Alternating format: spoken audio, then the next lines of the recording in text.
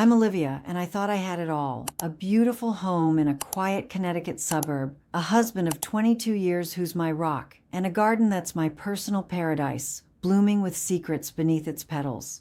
But when Mark's long business trips leave me alone in our echoing house, a restless ache begins to grow, whispering doubts I can't ignore.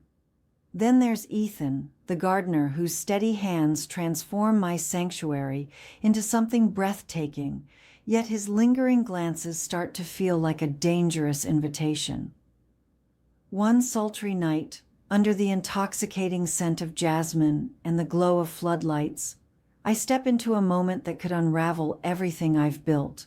What did I do that I can't take back? Picture this. A late afternoon sun casting golden ribbons across a garden so lush it could steal your breath. That's where I'm standing right now, dirt under my fingernails, the scent of blooming jasmine wrapping around me like a warm embrace. My name's Olivia, and at 47, I've carved out a life that most would call a dream. I've been married to Mark for 22 years, my steady-driven husband who's just hit 50 and still commands a room with his quiet confidence as a financial consultant. We've built our haven here in a Connecticut suburb, a sprawling home with a garden that's my heart and soul. I've poured endless hours into every rosebush, every winding path, turning it into a sanctuary that mirrors the life we've crafted together. I've always thought of myself as content, maybe even fulfilled. Sure, there are days when a restless itch creeps under my skin, a whisper of something missing, but I push it aside. Mark and we've got a good thing going. Our home is a testament to that. Polished hardwood floors, windows that frame the world outside like paintings, and a backyard that feels like stepping into a secret Eden. But Mark's work keeps him on the road more than I'd like. Weeks at a time sometimes, leaving me to wander these rooms alone, the silence only broken by the hum of my own thoughts. I've learned to fill the gaps, though. Mornings are for tending to my flowers, afternoons for losing myself in a novel with my book club friends, and evenings often end with a glass of Pinot, watching the sunset paint the sky over the garden. It's a routine I've grown accustomed to, a rhythm that keeps me steady. And then there's Ethan. We hired him about 6 months ago to help maintain the property, a decision Mark insisted on to lighten my load. Ethan's 45, a man of few words with hands weathered from years of hard work. He's unassuming, almost invisible at times, blending into the background as he trims hedges or mulches flower beds. I barely noticed him at first, just another pair of hands to keep things tidy. But I can't deny the transformation he's brought.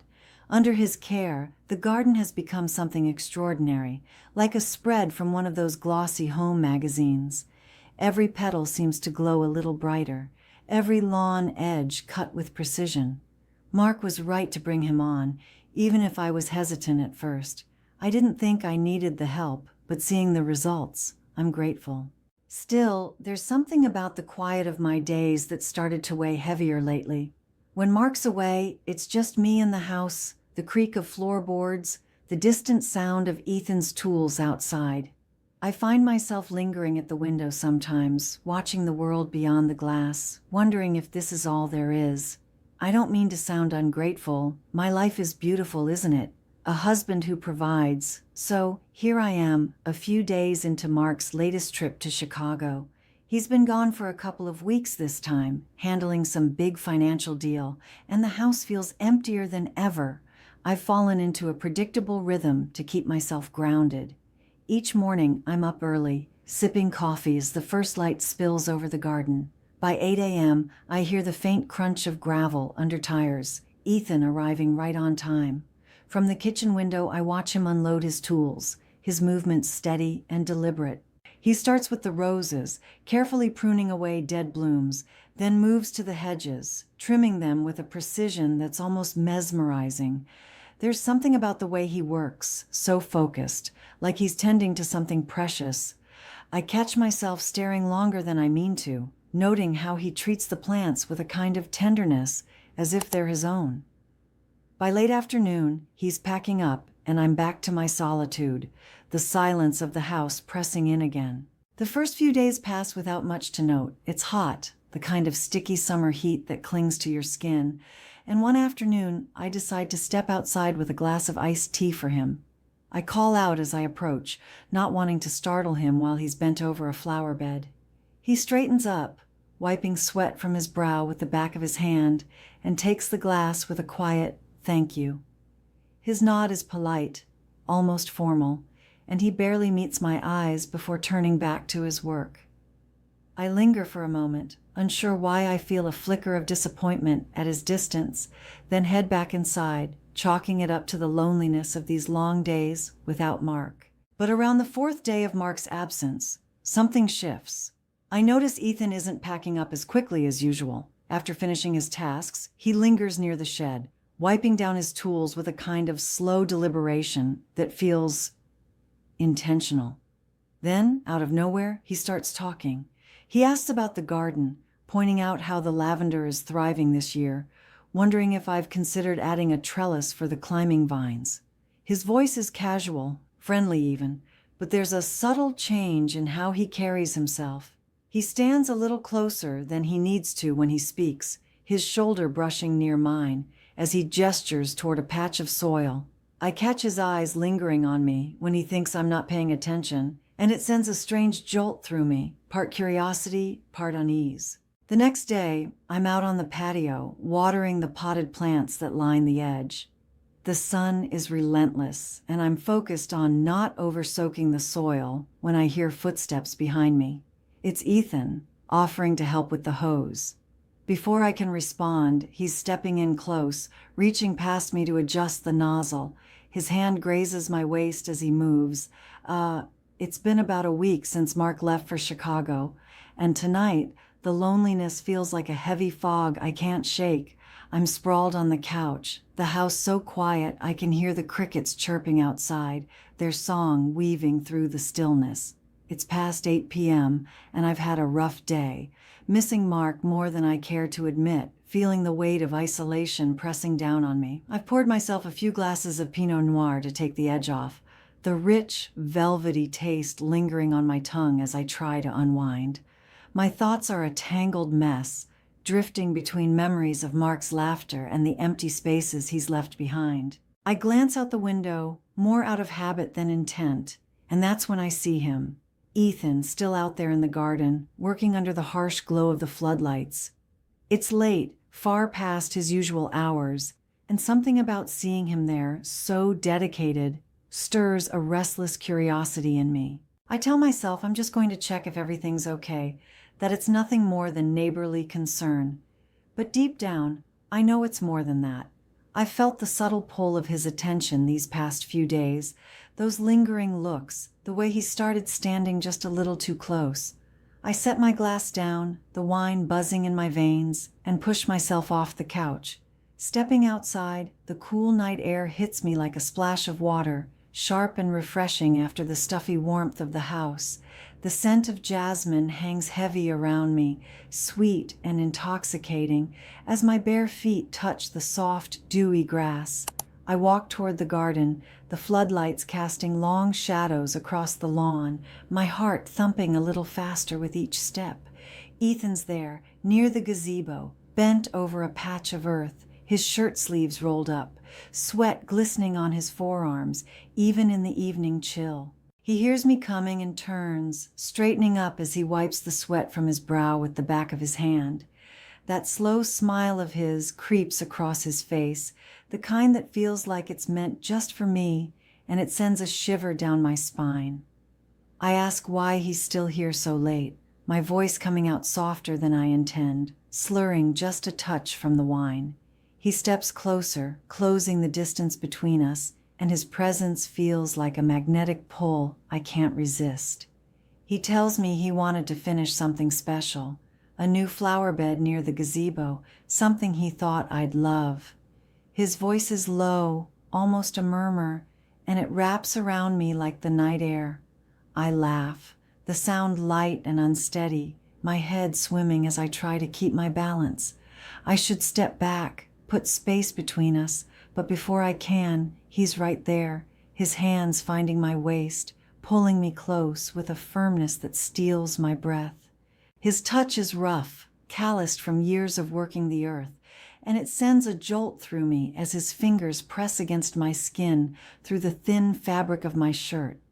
I can feel the heat of him, the intensity radiating off his frame, and then his breath is warm against my neck, sending a cascade of tingles down my body. He leans in, his lips brushing just below my ear, a gesture so intimate it feels like the world narrows to just this moment. My heart is racing, caught between fear and a dangerous thrill I haven't felt in years. I know I should push him away, stop this before it goes any further, but I don't. Instead, I let myself sink into it, letting the forbidden rush take over. Under the vast, starry sky, surrounded by the garden I've poured my heart into, I cross a line I never thought I would. The moment is raw, electric, a storm of emotion and sensation that I can't pull myself away from. His closeness, the way the night seems to hold its breath around us, the scent of soil and jasmine mixing with the heat of our shared silence. But as quickly as it ignites, the guilt creeps in, a cold shadow over the fire. The morning after that night in the garden, I wake up with a heaviness in my chest that I can't shake. The memory of what happened with Ethan lingers like a storm cloud, dark and oppressive, threatening to burst at any moment. I'm standing at the kitchen sink, staring out the window at the garden that used to be my refuge, but now it feels like a battlefield of secrets. My hands tremble as I rinse out my coffee mug, the clink of porcelain against the sink sounding louder than it should. Mark is due back today, and I've spent the last few hours rehearsing how to act normal, how to plaster on a smile, and pretend that everything is just fine. But inside, I'm unraveling, thread by thread, terrified that he'll see right through me. I hear the crunch of tires on the driveway, and my heart lurches. It's him. I smooth down my blouse, force my lips into a curve that feels more like a grimace, and head to the door.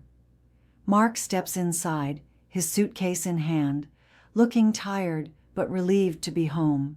His familiar scent, cologne mixed with the faint musk of travel, hits me, and for a split second, I want to collapse into his arms and confess everything. Instead, I chirp out a bright, "Hey honey, how was Chicago?"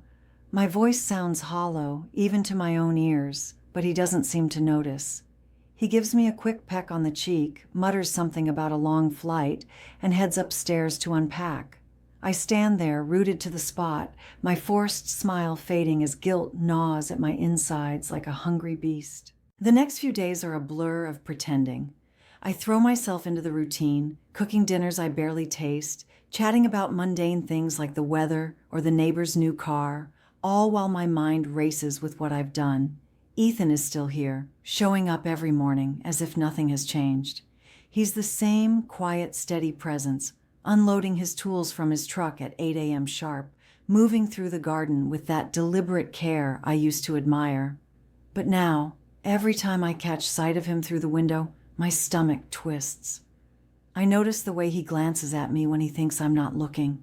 Those fleeting, loaded looks that carry the weight of our shared secret. It's like he's waiting for something, testing the air between us, and I hate how it makes my skin prickle with a mix of dread and something I refuse to name. I'm on edge constantly, jumping at every little sound. The creak of a floorboard makes me flinch. The distant hum of a lawnmower sends my pulse racing, and I'm convinced Mark will pick up on my nerves. There's a moment at breakfast one morning that nearly undoes me. We're sitting at the table, Mark scrolling through his phone while sipping his coffee, and he casually mentions how great the new flower bed near the gazebo looks. He compliments Ethan's work, saying how lucky we are to have someone so dedicated. I nearly choke on my own coffee, the bitter liquid burning my throat as I cough and sputter. Mark looks up, concerned, asking if I'm okay, and I wave it off with a shaky laugh, mumbling something about swallowing wrong. But inside, my mind is screaming. Does he know? Is he testing me?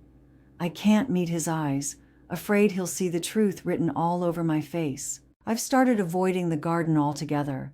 It used to be my sanctuary, the place where I could lose myself in the rhythm of planting and pruning, but now it feels tainted, a constant reminder of that night. I make excuses to stay inside, claiming I've got laundry to fold or emails to answer, anything to keep from stepping out there where Ethan is. But even from the safety of the house, I can't escape. One afternoon, I'm in the kitchen chopping vegetables for dinner, the knife trembling in my hand when I hear his voice outside. He's talking to himself, or maybe to a delivery guy, I don't know, but the low timbre of it cuts through the window glass and hits me like a... It's been a week since Mark came back from Chicago, and the air in our home feels thicker than ever, like a storm waiting to break. I'm sitting at the dinner table tonight, the clink of silverware against plates the only sound breaking the suffocating silence between us. The meal I prepared, roasted chicken and garlic mashed potatoes, sits mostly untouched, the aroma that usually comforts me now turning my stomach. Mark is across from me, his face unreadable, his movements slow and deliberate as he cuts into his food. I keep my eyes on my plate, afraid to meet his gaze, afraid of what I might see there. Every second feels like it's stretching into eternity, and I'm hyper-aware of every breath, every tiny noise, as if the house itself is holding its secrets too close. Then, out of nowhere, Mark sets his fork down with a sharp clatter that makes me jump. My eyes flick up instinctively, and I see him staring at me, his expression cold, almost calculating, like he's dissecting every inch of my soul. My chest tightens, a vice grip around my heart, as he leans back in his chair, folding his arms. His voice, when he speaks, is low and measured, each word a blade. "Is there anything you want to tell me, Olivia? About the time I was away?" My heart stops dead, a cold sweat breaking out across my skin. I force a laugh, but it comes out shaky, brittle, like glass about to shatter. "What do you mean?" I ask, my voice barely above a whisper, hoping, praying, he's just fishing, that this is some random question with no weight behind it. But then he drops the bombshell, and it's like the ground falls out from under me. "I installed security cameras in the garden a month ago," he says, his tone eerily calm, his eyes never leaving mine. "I started to suspect something was off. You've been so distant lately, barely talking, barely looking at me, so I checked the footage from my trip. And I saw everything, Olivia. Every single moment of that night, the room spins around me, a dizzying whirl of colors and shapes as his words sink in. My face burns, shame flooding through me like wildfire, scorching every nerve. I open my mouth to speak, to deny it, to explain, but all that comes out are stammered fragments of nonsense, excuses that sound pathetic even to my own ears. "Mark, I didn't mean, it wasn't..." But he just shakes his head, cutting me off without a word, his silence more damning than any accusation. His voice stays calm, unnervingly so, as he continues. "I'm not even surprised," he says, and those words cut deeper than any shout or curse could. It's the resignation in his tone, the way he looks at me like I'm a stranger, that rips me apart.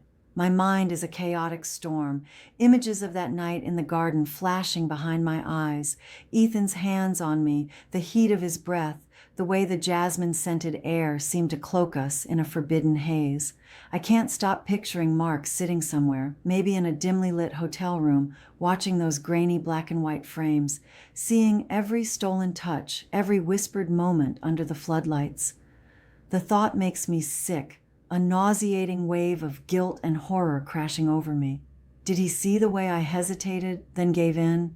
Did he watch as I let myself get lost in a moment I knew was wrong, right there in the sanctuary we built together? I'm trembling now, my hands gripping the edge of the table so hard my knuckles are white. I can feel the tears burning behind my eyes, but I don't want to cry. Not yet. Not in front of him. I need to fix this, to make him understand, even though I know there's no justifying what I've done. "Mark, please," I choke out, my voice raw and desperate. "I'm so sorry.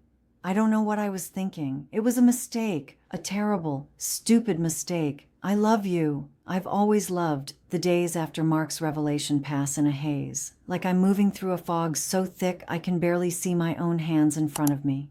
The house, once a place of warmth and comfort, feels like a prison now, every corner holding the weight of my betrayal. Mark and I exist in the same space, but we're miles apart. He's moved into the guest room, the door shut tight each night, a silent barrier between us. I wake up to an empty bed, the sheets cold on his side, and by the time I drag myself downstairs, he's already gone for work, leaving before the sun even peeks over the horizon. The silence in the house is deafening, broken only by the distant hum of traffic or the occasional creak of the old floorboards. We barely speak, and when we do, it's clipped and hollow, passing comments about bills or groceries, nothing more. I can feel the chasm growing wider with each passing day, and I don't know how to bridge it. The first thing I did after that awful night at the dinner table was deal with Ethan. I couldn't bear the thought of seeing him again, of facing those knowing eyes or hearing the low timbre of his voice that once drew me in. The very next morning, I called him into the house, my hands shaking as I handed him his final paycheck. I couldn't even look at him, my gaze fixed on the floor as I told him his services were no longer needed. He didn't argue, didn't say a word. He just took the check, nodded once, and walked out, the crunch of gravel under his boots fading as he left for good. I stood there in the kitchen, the silence swallowing me whole, feeling like I'd just cut away a piece of the poison, but knowing the damage was already done deep inside. The garden, my sanctuary, my escape, has become a place I can't stand to be near anymore.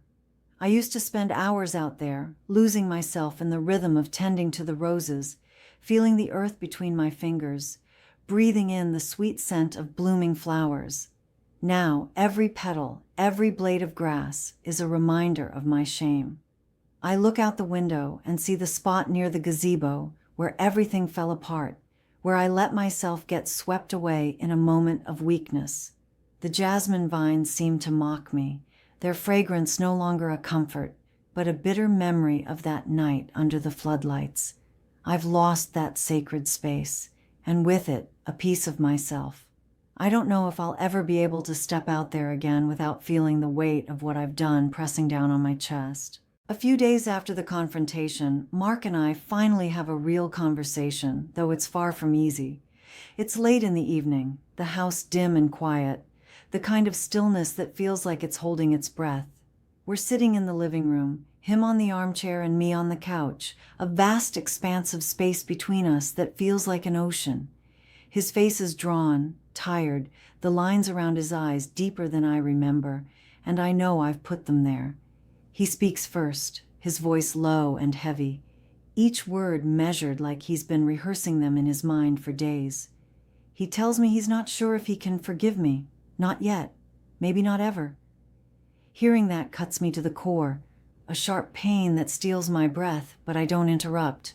I just listen, my hands clenched in my lap as he says he's willing to try counseling, but only if I'm truly committed to rebuilding the trust I shattered.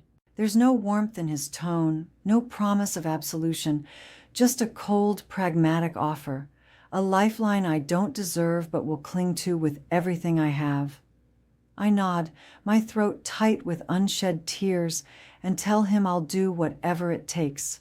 I mean it too. I'm desperate for any chance to mend what I've broken, to piece together the fragments of our life, even if the cracks will always show.